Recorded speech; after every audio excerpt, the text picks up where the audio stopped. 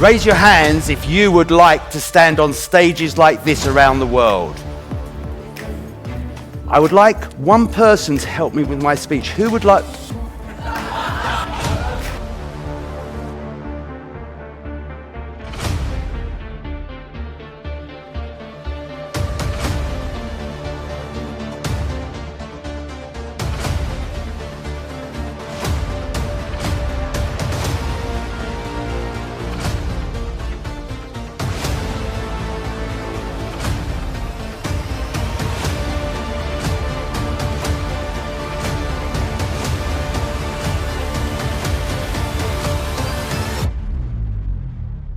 So, sir, I would like to know what inspired you to join PCA Spain?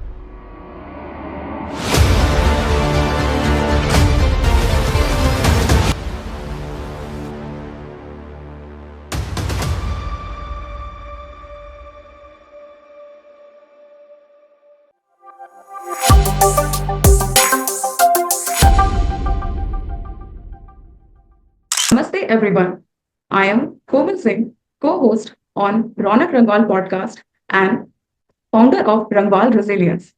Today, I am honored to host Mr. Stephen Karbaron, a global leader in communication and leadership.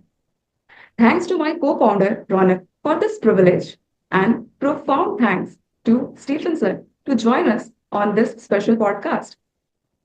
Sir, our viewers are eager to know more about you. So tell us your incredible journey. I mean, how could you go from Mr. Sunglasses to a global conscious transform leadership? It's a very long journey. I'll try not to make it just one story because, of course, there's lots of lessons in everything throughout life. But taking you from the Mr. Sunglasses part, so in the UK, I became known as Mr. Sunglasses because I built myself as a brand. I think it's really important to build our brands that are authentic around us and challenge us, but also show what we're capable of doing. So that's why I built that brand for myself. I was then headhunted because of the positioning that I had in the optical world in the UK. I was headhunted to go to Russia. I spent 11 years in Moscow, Russia from 2005 to 2016. And this is where I came in touch with various organizations and realized after going across what was the old Iron Curtain, moving from west to east and seeing the differences, understanding the propaganda push from both sides, and understanding some of the geopolitical influences and issues that were growing, I became more aligned with a wish to be a catalyst for world peace. And this took me into many different areas. Mainly down the methodology of meditation, mindfulness, and being aware of my effect on the world around me and how I could influence the world around me. And because of that, I, in 2016, announced at an event, a Tony Robbins event, in fact, I had done a 10-year plan that had come to fruition, living by the beach. Moving to Spain was what happened in 2016. So I lived by the sea, had all these lovely material things, was asked what I wanted for the next 10 year and what my next 10-year plan would be. And the words came out that I wanted to be a catalyst for world peace. So now I consider I am a catalyst for world peace. I send this vibration forward through my work in conscious leadership, through Conscious Capitalism, which is an organization that I found through the meditation groups that I was working with, and something that I truly believe in, which is using business to inspire people to be more aligned with prosperity, success, but peaceful success for everybody rather than the win-lose success that competition brings. That's so inspiring, sir, for me as well as for my viewers. So, sir, I would like to know what inspired you to join PCA Spain? To join which group in Spain? PSA? Yes, sir. PSA Spain. Okay, PSA, Professional Speakers Association of Spain. This was actually something that in 2018, I think it was, or 19, was a collaboration of Toastmasters, friends of mine within the Toastmasters organization. I've been a member of Toastmasters since I moved here in 2016, and friends of mine decided that they wanted to step up. So Toastmasters teaches us how to speak and speak publicly and share our message in the best possible way. Moving to a professional level tells us how to run a business and share the message to the majority, to more and more people. So one thing is knowing how to share your message. The other is how to brand yourself and become capable of sharing that message to bigger audiences and more around the world. So the PSA was more professional. It was more aligned with this professional activity in building a business rather than just learning the skills of presenting from stage. And as Andrew Bryant, one of the ex-presidents, said, not everybody wants to be a professional speaker, but everybody needs to speak professionally. And I think this is something that is really important, especially in business, that we understand that if we don't speak professionally, if we don't speak to people as conscious leaders in the best possible way, then we lose out and we find mistakes get made and people start to work against each other than for each other. Incredible, sir. That's really incredible, sir. So, sir, what is the meaning of conscious transformation for a company or a team in practical terms? Conscious transformation for me comes not just within a business, but it personally as well, individually. It comes from within. So one of the things that I noticed, and one thing in my life I've learned, is when you want to do something, when you want to accomplish something, when you want to step up and do something that seems absolutely impossible, completely impossible. A little bit like I compare my attitude to becoming a catalyst for world peace as something like me announcing I want to climb Mount Everest when I haven't even climbed up 2 steps in my life. It's that impossible. But if we mention it, then people start to bring things into your life that help you to move forward. So again, if you told people you want to climb Mount Everest, they'd probably take you and introduce you to people who've climbed Mount Everest before, who've done things like that before. So, and it's the same thing. As soon as I mentioned that I wanted to be a catalyst for world peace, I was invited to meditation groups. I was told how it resonates from in. We have to start with ourselves. We will never have peace around us if we don't have peace within us. So it's really important to work on ourselves, do the work, take the time to embrace how we can become better people and therefore resonate that more peaceful feeling around us and watch it grow around the world. That's really true, sir. So, sir, I would like to know what are the key elements for a effective communication that most leaders often overlook? One of the things that I was told quite early on in my speaking profession and also in my leadership profession is that for me, there's 2 types of leadership. There's 2 types of communication. One is remembering that we have 1 mouth, we have 2 ears. Therefore, we should do double the listening to the talking. We should listen much more, understand the issues, understand where people are coming from before we start talking to them. And the other thing, when we do start listening rather than just talking, is as we see in a lot of leadership roles, people tend not to be leaders, but they're dictators. They dictate orders, they tell people what to do, they give instructions all the time and just blindly tell you what they believe is right and tell you to follow that without question.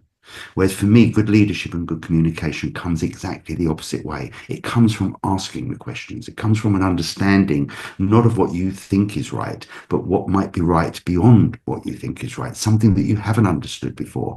It's the bit that what we don't know, we don't know. That is always the part that we need to learn, because what we don't know is the bit that trips us up. So when we start to learn that, we can only learn that by asking questions. We can only learn that by listening to other opinions, because as long as we speak, we don't learn anything. As long as we listen, we start to learn.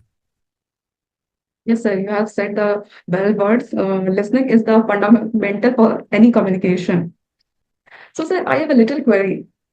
If a capitalism had ethics, then what would it feel guilty about right now or in present time?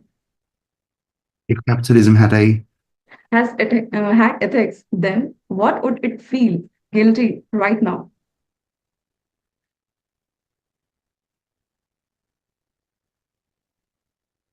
I'm not sure that I fully understood that question. I'm sorry. Okay, sir, no problem.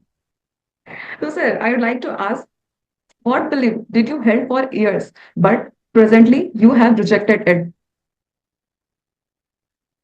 What have I had for years and What belief do you do had for years, but for now you have rejected it completely? Belief that I had that I've rejected.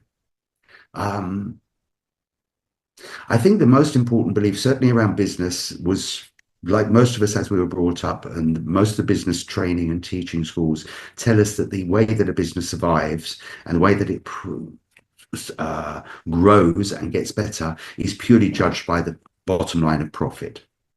What's the profits? How much money is it making? That's the driving force of business. What I've realized as I got into conscious capitalism and as I've grown in my own understanding of business is actually that the money is important. Of course, we can't survive without it, but a business is not there purely to make money.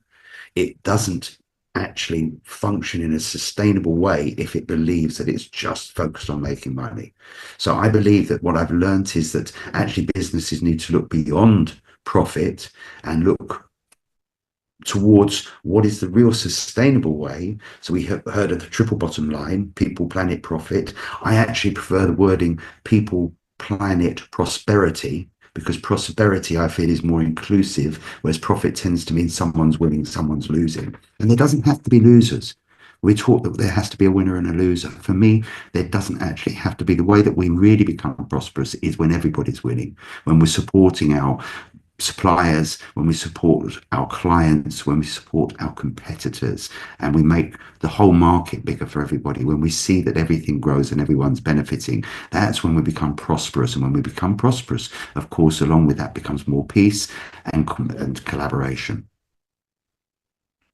That's really practical insight, sir. Sir, I would like to know what characteristic should a leader convey to his audience so that they get inspired for every time? What inspires the leaders every time? A So leader I, should possess what type of qualities or what character so that their audience should get inspired from him? the audience get their advice from the leaders. Yes, sir. What quality Um, should I a think, leader should possess? yeah, my lesson in leadership and around that is that it's about this two-way communication. So I believe to get the best out of uh, for leaders to get the best out of their teams and the people that they're leading, and also the people that they're maybe not leading but look up or work alongside or interact with their department, their company, or whatever, is by getting a buy-in by the people that, and the way to do this is by listening to them, having the conversations, having a two-way conversation, allowing them to add their view, allowing the staff, the people, the team members to add their views on how the whole system can become better. This is when leadership starts to learn, rather than, as I say, just dictating what they think is best without listening to how their teams could maybe work better, because we don't know it all. And as I said earlier, we don't know what we don't know. Yes, sir. So, sir, your insights are really inspiring and value-based thoughts are that are really inspirational and effective communicative for everyone. So, sir, we are as moving towards the end of podcast. We have a special segment for you that is rapid fire segment. So, would you like to start it? Let's go give it a go. Yeah. Thank you, sir. So, sir, my first question is one such book that every leader should read. What book should every leader read? I think there's a lot of books that really have inspired me, but one book that I read several times and really inspired me, and it's written by co-written by a friend of mine and one of the leaders and founders of Conscious Capitalism, is a book. I have it over here somewhere. Here we go. Everybody Matters. It's written by Bob Chapman and Raj Sisodia. It's a wonderful book that tells stories about how to embrace all members and all stakeholders within a company, how to get the best out of them for their benefit, not just for the benefit of the company, but for everybody, and how to really support and look after your staff. There's so many nuggets in what is a fairly short and easy read, but there's some incredible nuggets of leadership in that book, and I would highly recommend it as one of the books that I really find quite fascinating and very easy to read, with some really salient options for how to get better at work. Yes, I will recommend my viewers to buy this book, but definitely. The next question is, if leadership were a song, what would its title be? If leadership were a song, what would its title be? I think it could have several titles, of course, but I think if leadership was a song, I think it would probably be titled one of my favorite songs, which is, of course, John Lennon, Imagine. Because can you imagine perfect leadership and how much better the world would be if we had perfect leadership? Let's just imagine that. Because when we start imagining things, when we start picturing them, there's a much better chance they'll become true. I said, okay. The next question is, the phrase you wish every leader would delete from their vocabulary. What's just one word? Yes, only um, one word. there are several words that I like to Okay, delete. you can share it, sir. I'm going to focus on three words because I like the power of three. So the first word would be try. I don't like the word try because actually try means failing. Because if you try to do something, you don't actually do it. So I would always remove the word try and just, as Nike say, just do it. That's one word. The second word is hope. I don't like the word hope because it's sort of, again, it means it's not quite getting there. I tend to feel, if I hope this will work out, it's sort of imaginary. I would trust things will work out. I would use the word trust as a much stronger word for me than hope. And if we switch the word hope and use the word trust, it conveys a much better message to our staff, to our people, to people in our teams, to people we're working with. Trust is a great word to use in business. We need trust. We need more trust anyway. And the third word, which I hear bandied around a lot, a great deal, and I replace it with my word, which is not actually in the dictionary, but the third word is mindset. And especially in business, we talk about mindset a lot, have this sort of positive mindset, have a growth mindset, whatever. I believe that if you think about things that are set, take concrete, for example, we pour it in, we fix it, it sets, and then it doesn't move. It stays, whatever comes at it, maybe it counts as a whatever. Have mind flow. Then we can move depending on the new things that come in. If we have a mind flow, we know where we want to get to, like water. It flows, it knows where it's going. But if it's got an obstacle coming in its way, or it picks something up on the way, it carries it, or it avoids the obstacle, goes around the obstacle over it. But it finds its way to get to where it wants to get to, never mind what obstacles come in its way, most of the time. That's the beauty of flow. Where set tends to be, yeah, in certain circumstances, you might need that set leadership, that absolute determination. But in the majority of things, and especially when it's more long-term goals and aspirations, we need flow. We need to change direction when necessary. We need to react to what comes up, what are unexpected challenges, unexpected turns of events that might affect our business. We need to be able to change, and we need to be able to make those decisions quickly. Sir, but I would like to ask you this. Most leaders suggest that we should keep a positive mindset and maintain our hope for the better results. So, how this is possible to neglect all these? Negate the stress. Yes, sir. Yeah, I think stress is not always a bad thing. Sometimes we need stress. Sometimes we need to have that build up of energy that makes us work a bit quicker, makes us think a little bit faster. We don't want to get too stressed. We don't want to get into fight or flight. But if we get into the level of stress or challenge, let's call it, where we have to think about things and we have to come up with answers, that can be beneficial. That can build our strength and build our muscle. So I think sometimes stress can be a good thing, but we have to be in control of it. And the best way we can get in control of everything like that is to have a higher purpose, be authentic to it, carry our values forward. And if we make decisions always from a point of view of our values and from a point of view of our purpose, it will reduce the stress and usually get much better results. Sir, I will remember all these valuable advices. So, sir, our next question is, one most underrated skill that nobody talks about. An underrated skill that no one talks about. I don't think there's anything that no one talks about, but I still would turn around and say one of the people talk about it a lot, but one of the underrated skills of leadership is conscious communication, a high level of communication. And most people don't communicate in the right way. We have several leaders around the world right now who are not communicating well. They don't communicate consciously. And because of that, they might be doing the right things. They might understand what they're doing and actually be doing something that's good. But the way they communicate it, the way they put it together, and the way they give this to the world and tell the world about it causes a lot of frustration. It causes a lot of stress, and therefore a lot of negative reactions happen to what sometimes might be a good thing that people are doing. Yes, sir. The next one is your all-time favorite motivational book. My favorite motivational book, Yes, sir. it's a difficult one. There's several great books that I've read. But I think one that pops up all the time, and it's not absolutely motivational, but it is motivational. I really enjoyed, and I've gone back and read it several times, is Catcher in the Rye. It's just a really lovely story with different insights that come in. And I like that because I think sometimes when you read books that just give you insights, the real business books, yes, there's a learning, but I'm a great believer again in the best way to communicate something to people, the best way to get them to remember it, to get them emotional about it, and therefore get it to really, really sit with them, is through stories. When we use storytelling, things are much more memorable.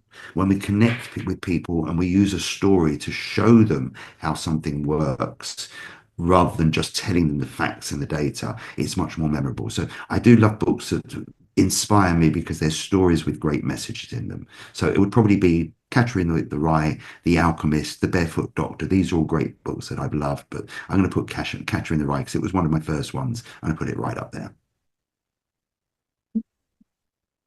One habit that helped you throughout your journey. What has helped me throughout my journey? One habit that helped you throughout your journey. One habit. It's got to be my morning ritual, because it actually my go to bed ritual, which is more recent, and my morning ritual. So my go to bed ritual is to make an effort to watch 30 minutes, watch some silly comedy series, read something funny, do something to laugh and lighten the atmosphere before I go to bed. If I spend 30 minutes watching a comedy and then I go to bed rather than not doing that, most of the thoughts about the day, most of my concerns and worries have disappeared. I get a great night's sleep and I wake up fresh. And then I start my morning ritual. My morning ritual actually concerns, most times I'll have a short meditation, and then I'll go to the mirror, and I love smiling at myself. I love telling myself what a great day I'm about to have, thinking about the great things I'm going to do, preparing and prepping myself, and giving myself some confidence and positivity before I go. But the beauty of smiling, I found out when I went to see Tony Robbins, is I've been doing this for years, and I hadn't realized how smiling actually releases endorphins into the body. It's a positive way of getting positive chemicals start to flow, activating muscles that we don't usually use, really doing positive things. The smile is so positive and it's very catchy. So have a smile at yourself in the morning and feel that energy come to you. And then when you walk out the door, whenever you walk down the street or anywhere, whenever you have interactions with people, give them a big smile and see how they smile back, and watch the world improve with smiles. It's a very simple thing and a free thing you can give, and it has a massive positive effect on people around you. That's really interesting, sir. So the last question is, what is your favorite section? Non-fiction stories or comedy books? I think, as I say, the type of books that I really love reading the most are probably, I suppose they are sort of semi-fiction based on truth with a real message. So it's got to be Okay. something that I quite like it when it's a fun story, when it's got a little bit of fiction wrapped in, when it's not just data and facts, because we need the data and the facts. But when they're wrapped up in fictional stories, or sometimes real stories, but done in a fictional way, so they might be based on truth, but in a nice, provocative, fun way of telling it, I think that's when it really lands and you can gain the most out of hearing the stories. So this is really inspiring for us. So, sir, thank you so much for sharing your valuable insights with me and our lovely viewers. And thank you for your precious time. So, sir, once again, a warm thank you from our team. Thank you so much, sir. Thank you so much. And thank you to your team. Thank you to you for a lovely interview and lovely Namaste, time. sir. And I look forward to hearing if any of your audience would like to give comments, send things through. I would be delighted to hear more. I'm always happy for both nice comments, but also tough love comments. If anyone would like to question, go deeper into whatever we've spoken about, always happy to do that. Thank you, sir.